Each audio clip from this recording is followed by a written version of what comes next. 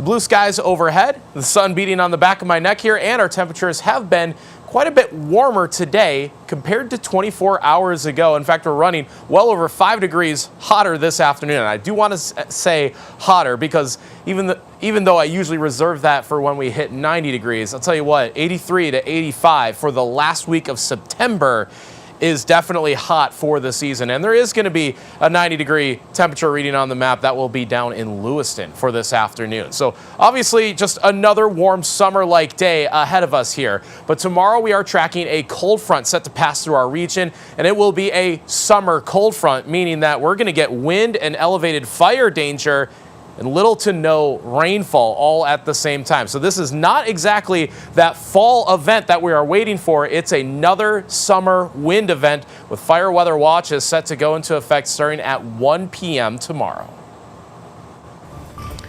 All right, Thomas, back to breaking news. U.S. Marshals, the service has declared that Travis Decker is dead. This declaration is part of a court filing to dismiss Decker's criminal case for the murder of his 3 daughters near Leavenworth earlier this year.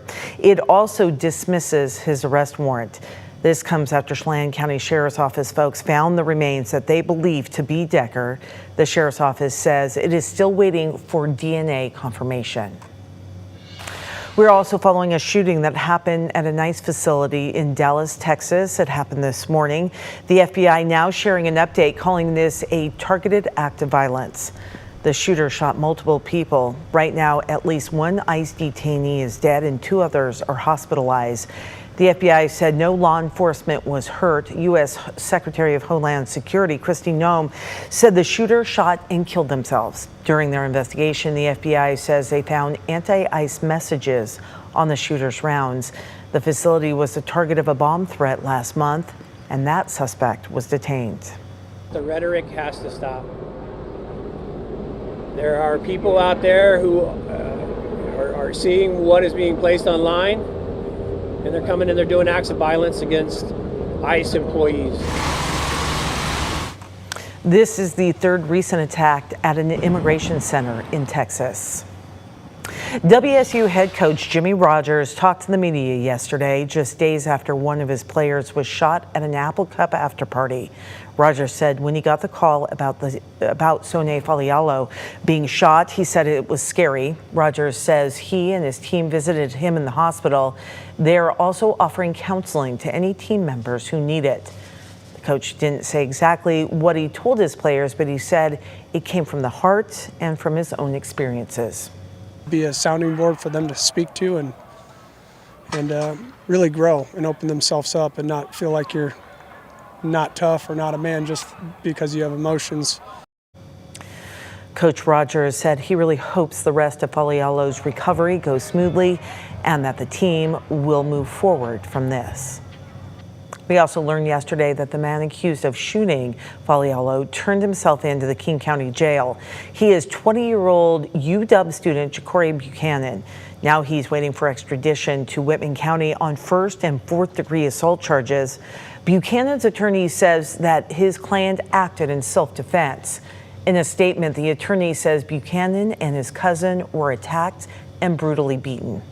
He says Buchanan's cousin is in a Tacoma hospital right now in critical condition with a broken rib and punctured lung.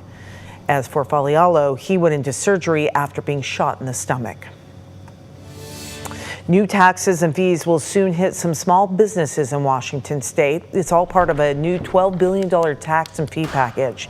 It is impacting things like security, advertising, and temporary staffing services, as well as things like hunting, fishing, and real estate licenses. Some small business owners are saying they didn't see this one coming and they're already losing business.